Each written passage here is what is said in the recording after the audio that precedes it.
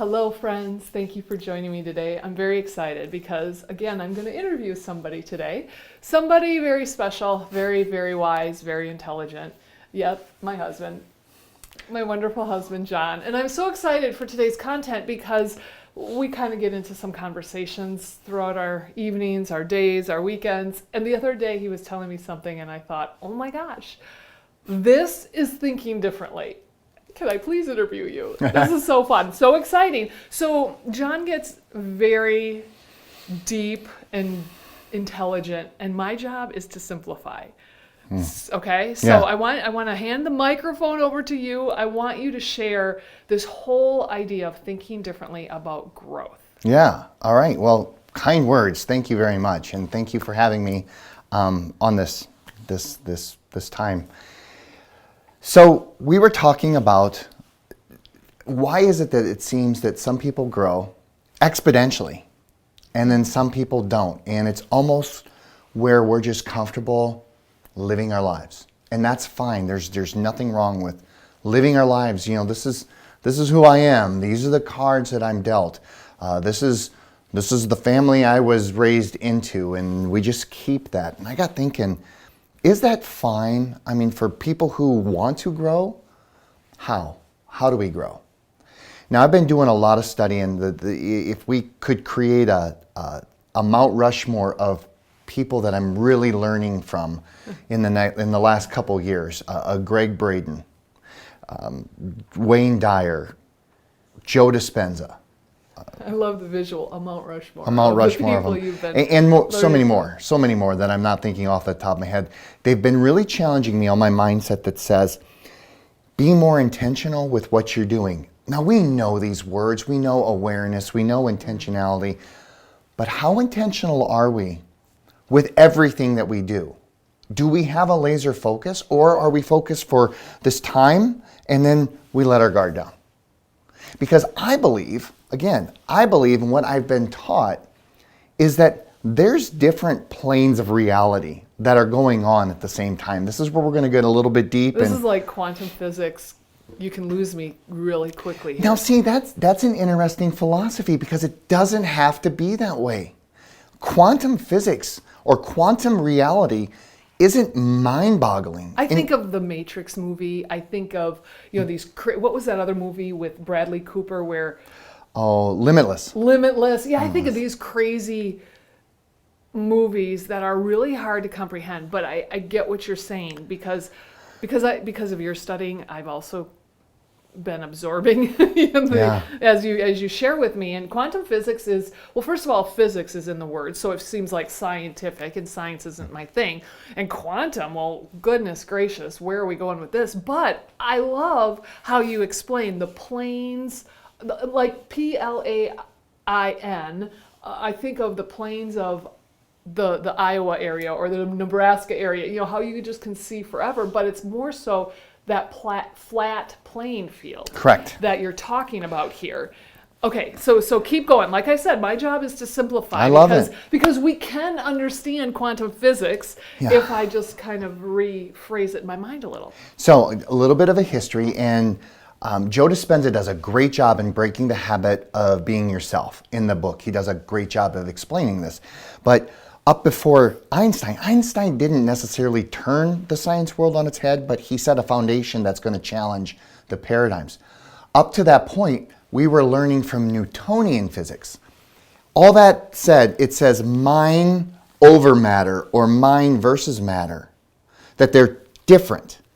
When Einstein came along and started studying the quantum realm, they realized, and science is proving it more and more every day, that it's not mind here and matter here. They're actually intertwined. Where your mind can control matter. Now think about that for a moment. Well, so I am thinking about it, and I'm thinking about like making a piece of paper hover in the air.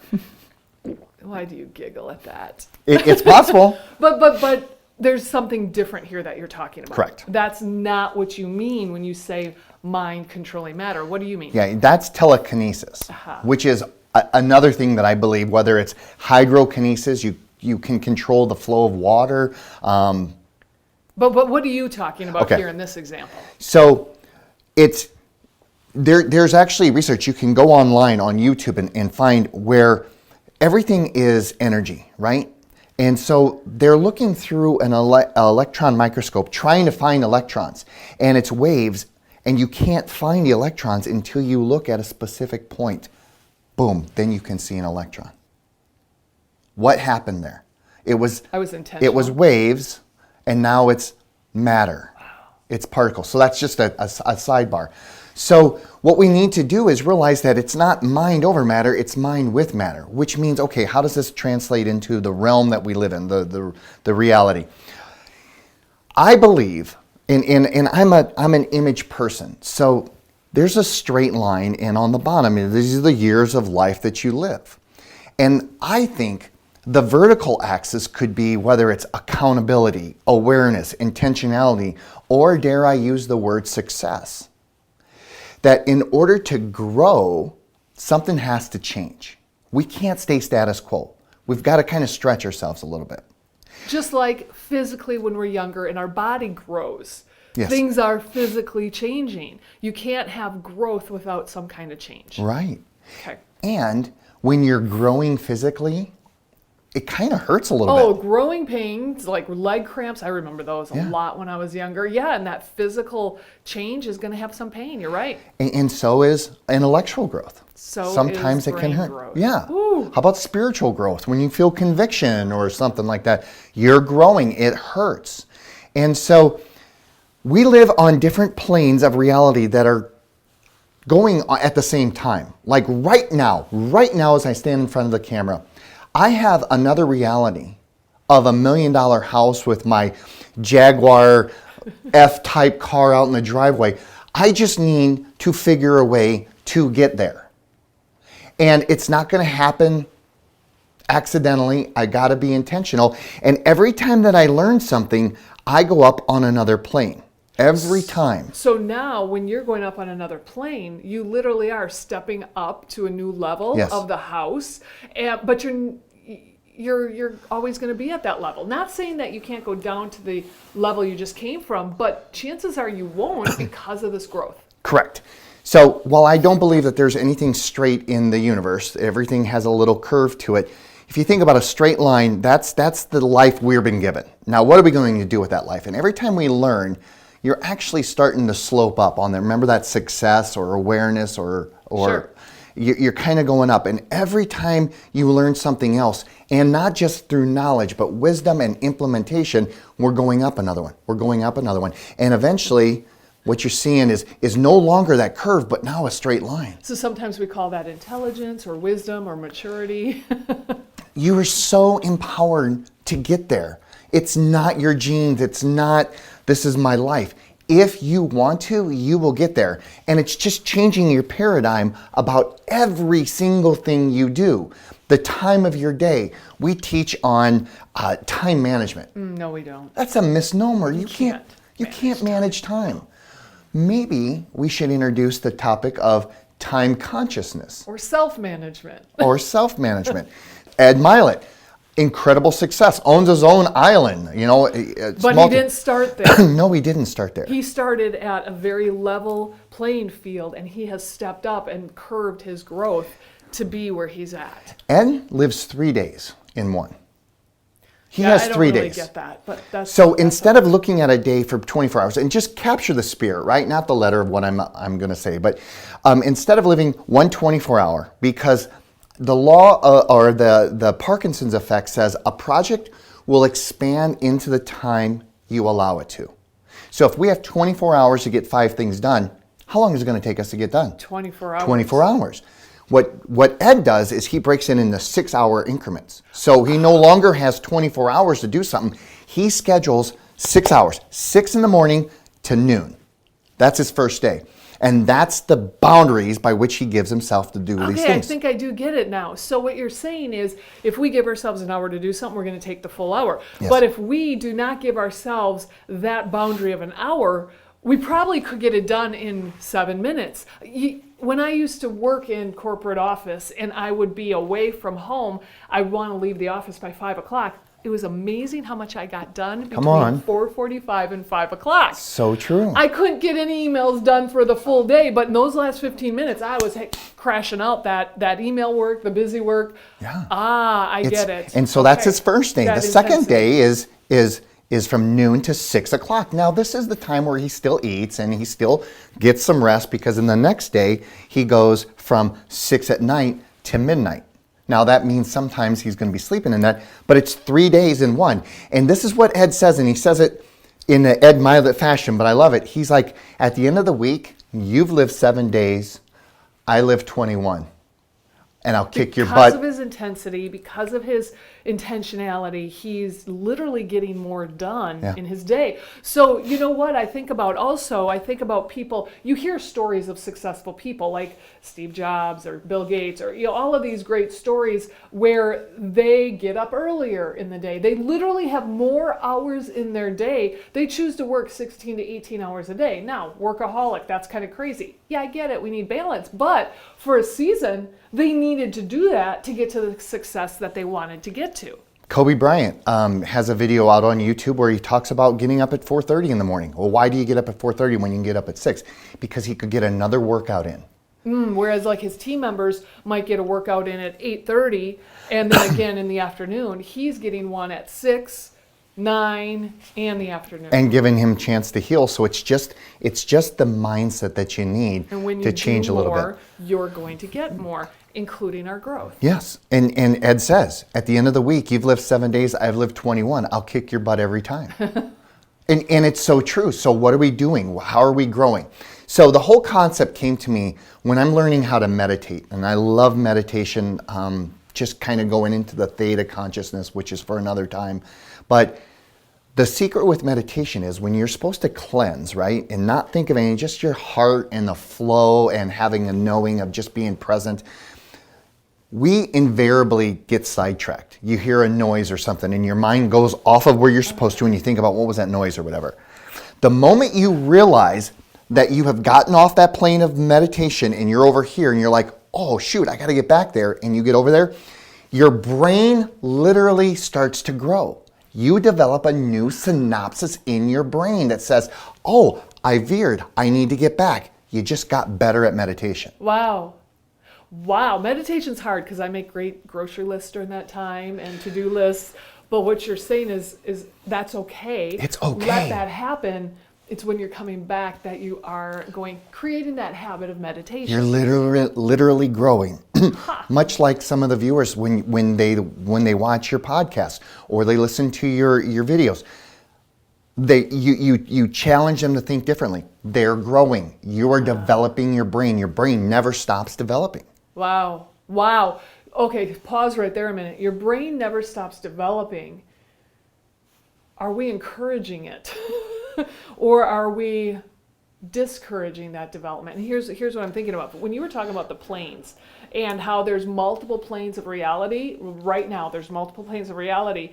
That's hard for me to necessarily comprehend, but I think of it this way. I think about, we got up today, you got up at 5 o'clock with the dogs. I got up at about 5:30. We kind of sat around, talked a little bit, and then we got going in our day. We've exercised.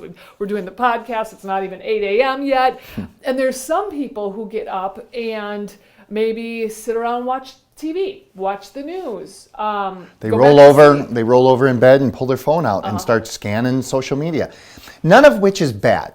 It's not, we're not saying, all right, whatever. I'm not going to be It can be bad, but it also might be necessary times. I get it. But what's your habit? What's your everyday habit? Are you wasting 3-4 hours of nonsense when you could be reading a book? That's been my conviction lately. I could be reading a book instead of watching TikTok videos. Or, that's where you're playing of reality. It's different. It's different for you. It's different for us. It's different for me. And we're in different planes of reality at this time. Yeah, and we're not going to stand here and be a moral compass. No. That's fine. But if you want to achieve more, you have got to do more. Now, we only have 24 hours in the day. We can't add anything more. You can't bank any hours, but we can think differently about our day. And what does the tomorrow of you look like? Is it going to be the same person that it is today? And if your answer is no, I don't want it to be, what are you going to do about it? Because every time that you desire to grow something, you're starting to steep on that angle. Now, this is really kind of way out there thinking about different planes of reality. But remember, this one is fairly straight. And every time you go to learn, you're getting that curve and you're accomplishing more. You're more intentional. Maybe you're achieving a little more success. I don't even want that curve in my life. I want to go right to the diagonal. And so, okay, that's great. Great to aspire to be that. What are you doing? And it's just challenging your thoughts on when am I the most mentally and cognitively clear. It's generally in the morning if I'm an early bird, or what Daniel Pink in his book When says, the third bird, which is a couple hours after an early bird. My best time is in the morning. What am I doing in the morning? Am I dragging my feet? Am I on TV? If this is my best time to think, this is the time I need to be learning something, implementing something, whatever it is. And then find out where you hit the trough and you're just kind of rebounding a little bit. And use that to your advantage. You know, at that time of day, do something where it doesn't need your best brain when you're hitting that kind of lull in your day. Administrative stuff. You know, I think about Monday through Friday, we're on. We're up early, we're going. But Saturdays, yeah, we get up, we get going. But you know, think about how you feel about that day on Saturday versus the weekdays. There's a lot more intensity happening, and I like the way I feel more on weekdays. And there is nothing wrong with living that life that's on that plane, but don't throw a victim mindset out that says, I never get what I want. Well, what are you doing? Yeah. Because it's going to be a long wait if you're waiting for someone to come and bring it to you. Go get it. That's the great part about this life, is you can go get it. And I won't go into manifestation or believing, the mind creates the matter. Well, there is a thought cycle behind us. There it is. Preach and teach quite a bit. So it's just looking to be the best version of yourself. Now, what does the best version of yourself? Here's another concept that really kind of people forget. You get to make the rules. You are fully empowered to make the rules. When you think about, we were created in God's image. Do we look like God? Well, no, God's a spirit. But He's given us inside our ability to create a future that we want. We have the creation power. So it's what you want to create. And it's fascinating, and I'm gonna try to keep going. It's in our power. Yes. It's in our power to do it. I heard a friend say the other day she was doing a 15-minute audit on herself for a week. Every 15 minutes she set an alarm, and it would remind her to go write down, what are you doing right now? And that was it. I mean, that's a lot of work, but it's just 1 week, and here's what she learned. She spent 8 hours a week talking with her family about what's for dinner. Oh my. Well, I guess it was breakfast, lunch, and dinner. But regardless, 8 hours a week, she was just enlightened, right? Enlightened with how much time they spend in that. And she realized there needs to be some better systems here in the family. She found herself a whole day. So, little things that we do can really enlighten our day about what else we have available to us, what time we have available to do what growth we want to see.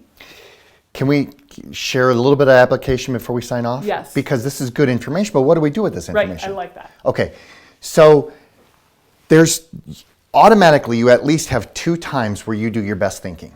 And it's what we would call the theta state of consciousness. It's where we vibrate at a frequency and blah, blah, blah. I won't get into So that. There's beta, theta. Yeah, there's alpha, so on. Okay. So your theta time is if you've ever fallen asleep or you're about ready to fall asleep and you start to twitch. The dogs do that all the That's time. theta. That's theta. That's when you know you're in theta. Edison would hold the steel balls in his hand, and he would have a metal plate underneath him, and he'd hold steel balls.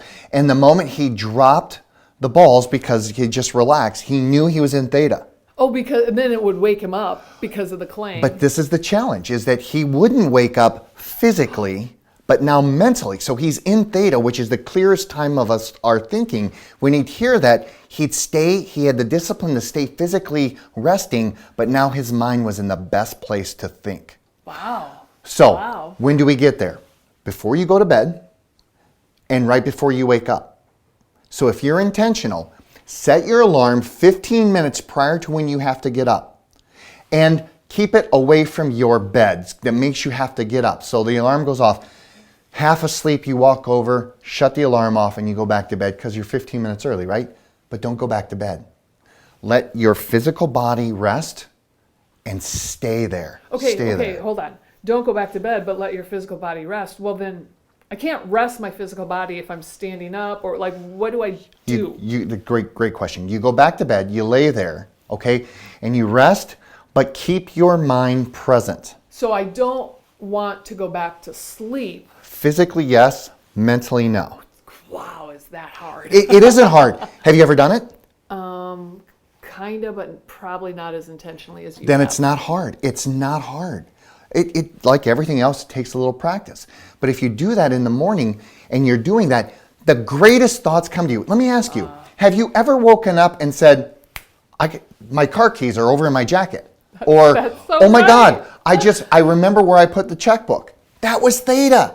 Now, if we're purposely getting into theta, imagine the clarity and the ideas and the creation that you could put into your brain in this. So we're there every morning. Just be there intentionally. 15 minutes, that's all it takes. When you go to bed, listen to the headphones.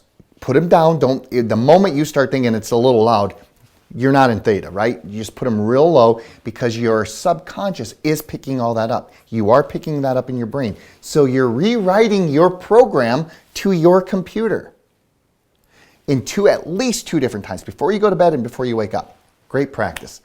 If any of you, like 1 in 20 does this, 1 in 20, 5%. If any of you try this, I'd be very interested in your feedback. So make sure that you make comments or whatever. Let us know if that works out for you. I know it would because it works for me, but I'd be curious to see how you interpret that. You're definitely more invested in this than I am. So I'm gonna be more diligent to try it. Yeah. And maybe not 15 minutes. Maybe I'm gonna start with 5. 5.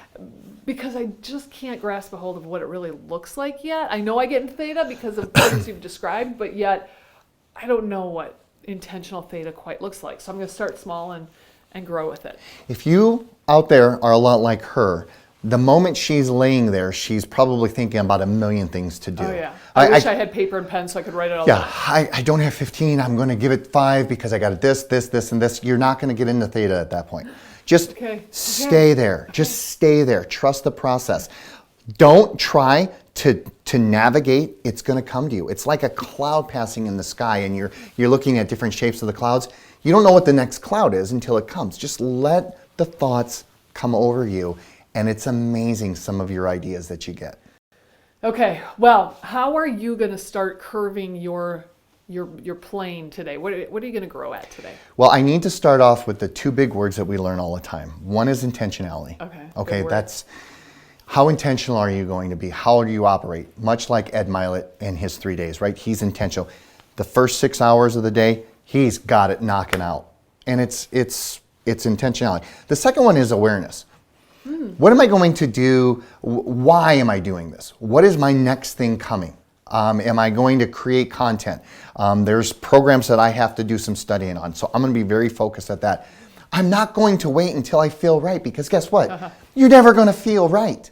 Don't let your emotions drive your day. Yeah. So just be intentional and have a level of awareness, and that will formulate to success. Whatever success looks like for you, as long as you control your day and don't let your day control you, you're going to achieve that. And every day that you do that, there's a little bit more of a curve. You're going from this plane to the next plane. And if you just keep doing that, you're going to get there. You're going to get to whatever there looks like for you. Okay, can you give me something tangible, though? What are you going to do today to increase your growth? I love that you asked that.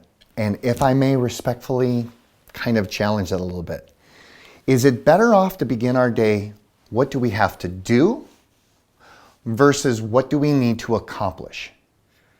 Because we have a lot of to-do stuff. I have to do dishes. I have to do laundry.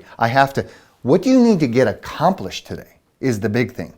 I need to accomplish a program that I need to go online and hyperlink. I need to take notes. I need to be intentional with this particular thing that I have. That is my goal. And as soon as I get to work, I'm going to hit that. That's my accomplishment. Versus the to do, because we can be busy. Let's be honest. We can be busy about being busy. And at the end of the day, whew, I'm exhausted. What did you accomplish though? I like that. I like that. I'm such a visual person that when I ask you, what are you going to do to grow? I like to know because I want to probably replicate it. You know, it's like listening to, Steve Jobs or Bill Gates or Kobe Bryant and hearing what they do and replicating it, creating it as our own. So I like how you define that though. You do have something to accomplish. You do have a big picture goal that you're going to start attacking. And to start the day like that, you didn't say you're going to go look at your email. No, I'm not going to look at my email because this is my best time Right. for thinking. Don't use it on administrative stuff. No, wait until about the time you hit that wall about noon, 1 o'clock, if you're able to. Now I know email is how we communicate, so I get it. But if you are able to, get in your email when you're tired because it's really kind of a no-brainer type of thing. Right. In And then many you're, cases. You're finding projects to do later when you Yeah. have a little more energy. Yeah. Okay, I hope you found this very intriguing and interesting, and I hope you're thinking differently about some things maybe that you just didn't understand or maybe you thought differently about in the past. So regardless, you think about your plane that you're living on and what step up do you want in your growth? Where do you want to be next? Because only you can control where you go. And while you're fully empowered, you get to make the rules. You don't have to do this alone. Oh. Make sure that you have someone walking alongside you on this journey, especially if this is a new concept to you. That's good. Reach out to us. Let us know what we can do for you. Maybe to get a little bit more granular in the stuff we talked about. If this interests you, reach out to us. We'd love to be able to just spend some time with you. Okay, hopefully we've challenged you today, challenged you to think differently so that really in the end you are more efficient and fully empowered in your life. Be great this week, my friends. We'll see you next week. Bye-bye.